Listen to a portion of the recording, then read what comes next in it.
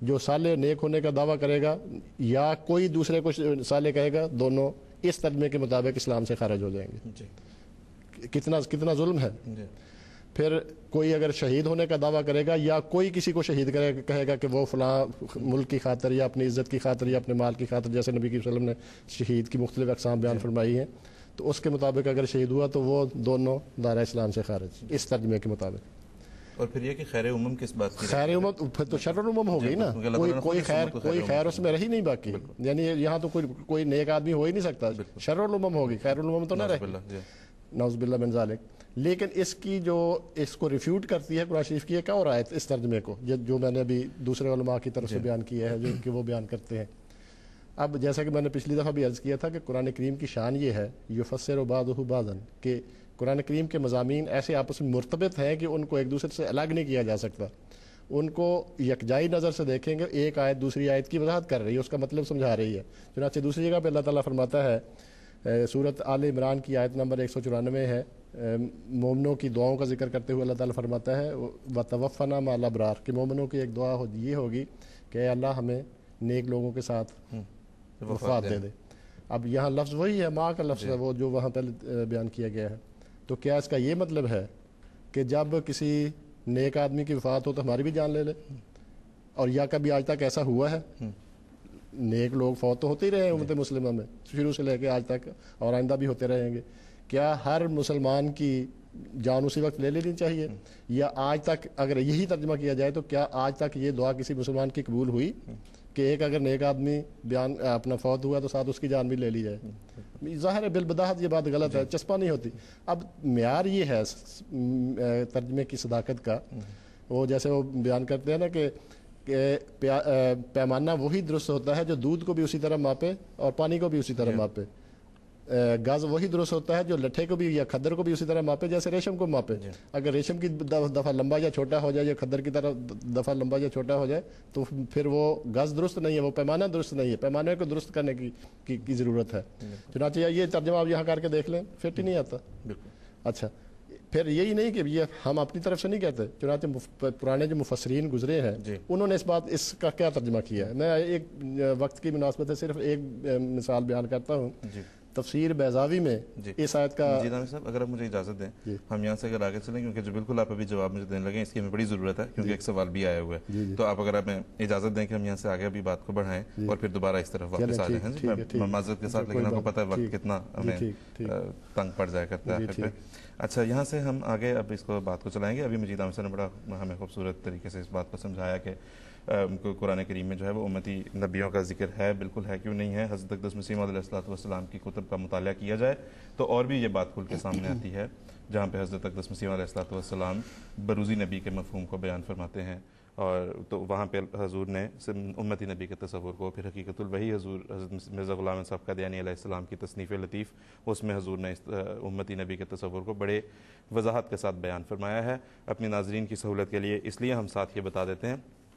کیونکہ ایک تو وہ وقت تھا جب کہ حضرت مرزا غلام احمد صاحب قادیانی علیہ السلام مسیح موعود و مہدی موعود کی کتب تک آپ کو رسائی حاصل نہیں تھی۔ اب انٹرنیٹ پہ بڑی سہولت کے ساتھ آپ جا بھی سکتے ہیں، اور ہماری ویب سائٹ alislam.org پہ جائیں، وہاں پہ حضرت مرزا غلام احمد صاحب قادیانی مسیح موعود و مہدی موعود علیہ السلام کی تمام کتب آپ کے سامنے ہوں گی، آپ ان میں سے جس کتاب کا بھی چاہیں مطالعہ کر سکتے ہیں۔ قرآن کریم سے بات ہم نے آغاز کی، آگے چلتے ہیں تو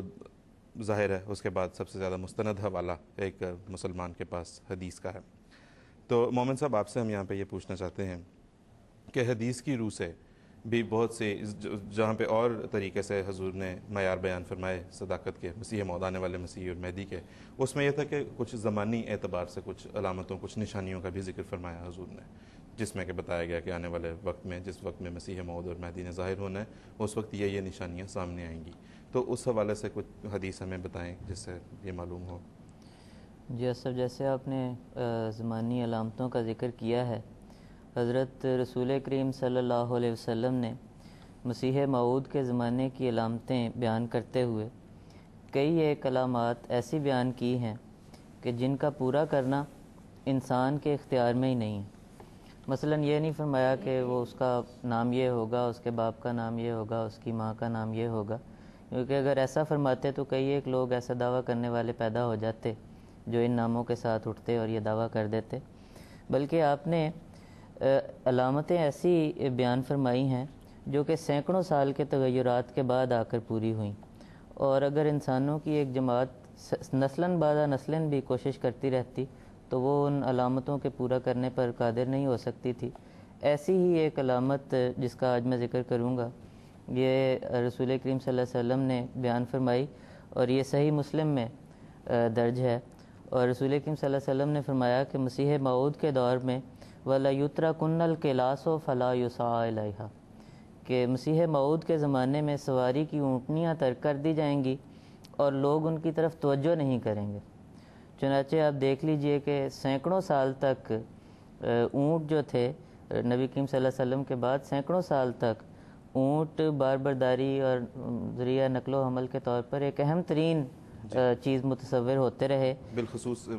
ان علاقوں میں جغرافیائی لحاظ سے عرب اور اس کے ساتھ آگے مڈل ایسٹ میں۔ لیکن عین حضرت اقدس مرزا غلام احمد قادیانی علیہ السلام کے بابرکت دور میں وہ وقت بھی آ گیا جب کہ اونٹنیاں بیکار ہو گئیں اور قسم ہا قسم کی نئی سواریاں ایجاد ہو گئیں کہ رسول کریم صلی اللہ علیہ وسلم کے الفاظ بعینہ ہی پورے ہو گئے کہ لا یسعیٰ علیہا، کہ ان کی طرف توجہ نہیں رہے گی، توجہ لوگوں کی ختم ہو جائے گی۔ اور اس کا ذکر قرآن شریف میں بھی سورہ تکویر میں موجود ہے۔ خدا تعالیٰ نے فرمایا اذا العشار عطلت، کہ جب 10 ماہ کی حاملہ اونٹنیاں بھی متروک ہو جائیں گی، اور یہ اس لیے فرمایا کہ حاملہ اونٹنی کی قدر زیادہ ہوتی ہے کیونکہ بچے کے انتظار میں اس کی قیمت بڑھ جاتی ہے، گویا بالکل ان کی طرف توجہ جو ہے وہ ختم ہو جائے گی۔ اس کے ساتھ ساتھ نبی کریم صلی اللہ علیہ وسلم نے نہ صرف اپنے زمانے کے ذرائع نقل و حمل کے متروک ہونے کی پیشگوئی فرمائی، بلکہ مسیح موعود کے دور کی سواریوں کا بھی مکمل نقشہ پیش فرمایا، اور یہ نقشہ آپ نے دجال کے گدھے کے نام سے پیش فرمایا کیونکہ اسی دجال کے ساتھ مسیح موعود کا مقابلہ جو تھا وہ مقدر تھا، اور اس کی آپ نے آپ صلی اللہ علیہ وسلم نے کئی ایک علامات بیان فرمائیں، جیسا کہ مختلف روایات میں مختلف الفاظ ہیں اور وہ مکمل طور پر دور جدید کی سواریوں کا نقشہ کھینچتی ہیں، جیسے کہ رسول کریم صلی اللہ علیہ وسلم نے فرمایا کہ وہ ایک سفید گدھے پر نکلے گا اور اس کے دونوں کانوں کے درمیان دجال یعنی ایک سفید گدھے پر خروج کرے گا اور اس کے دونوں کانوں کے درمیان 70 باع کا فاصلہ ہوگا۔ باع یہ دونوں ہاتھوں کو پھیلا کر دیکھیں تو جتنا فاصلہ ہوتا ہے اس کو باع کہتے ہیں۔ اسی طرح ایک روایت میں ذکر ملتا ہے کہ کلو خطوۃ من خطاہ ثلاثۃ ایام، کہ اس کے قدموں میں سے ہر قدم کا فاصلہ 3 یوم کا ہوگا اور اس کے لیے زمین سمیٹ دی جائے گی، گویا بڑی تیز رفتاری سے سفر کرنے والی سواریاں نکلیں گی۔ اسی طرح ایک روایت میں ذکر ملتا ہے امامہ جبل و دخان، کہ اس کے آگے آگے دھوئیں کا ایک پہاڑ چلے گا۔ پھر ایک روایت میں ذکر ملتا ہے کہ وہ سواری جو ہے وہ ذوات السروج والفروج، کہ وہ اندر اس کے روشنیاں ہوں گی اور اس کے دروازے کھڑکیاں بھی ہوں گی۔ اسی طرح ایک دلچسپ روایت میں یہ بھی ذکر ملتا ہے کہ وہ سواری یوں آواز بھی دیا کرے گی چلنے سے پہلے، الیہ اولیائی الیہ احبائی، کہ میرے پیارو میرے دوستو میری طرف آ جاؤ، گویا جس طرح آج کل سواریاں چلنے سے پہلے کسی بھی آپ ریلوے اسٹیشن پہ چلے جائیں یا کسی بھی ہوائی اڈے پہ چلے جائیں تو یہی نقشہ نظر آتا ہے کہ یہ سواریاں چلنے سے پہلے آواز بھی دیتی ہیں کہ اب فلاں جہاز یا فلاں ٹرین چلنے والی ہے، سب دوست پہنچ جائیں۔ تو گویا یہ عین نقشہ ہے جو حضرت رسول کریم صلی اللہ علیہ وسلم نے مسیح موعود کی دور کی سواریوں کا کھینچا ہے، اور یہ تمام نشانیاں اس طرح سے پوری ہو چکی، اور ابھی بھی ہمارے بھائیوں کے عقیدے کے مطابق وہ مسیح نہیں آیا جس کے لیے یہ تمام علامات پوری ہوئیں۔ گدھے کی جو علامات انہوں نے بیان کی ہیں اصل میں نبی کریم صلی اللہ علیہ وسلم نے بیان فرمائی ہیں۔ میں سمجھتا ہوں کہ اتنی وضاحت سے بیان حضور کے بیان کرنے کے بعد کوئی گدھا ہی ہوگا جو اس گدھوں کو نہ سمجھے، اور جو ہے وہ پوری بھی بڑی شان و شوکت کے ساتھ ہو چکی ہے۔ اب اس کے بعد تو کوئی گدھا ہی ہوگا جو اس گدھے کو نہ پہچان سکے۔ تو ٹھیک ہے جی، مجھ سے بہت بہت شکریہ، جزاک اللہ۔ ابھی ناظرین جس طرح کہ آپ نے سنا سوال جو ابھی ہم نے کیا تھا مومن صاحب سے، وہ یہ تھا کہ حدیث کی روح سے ہمیں بتائیں کوئی ایسی پیش گوئیاں جو اس زمانے میں پوری ہونی تھیں، اور بھی ہیں لیکن ہمیں وقت کی رعایت سے ہمیں دیکھنا پڑا۔ ہم نے ایک اس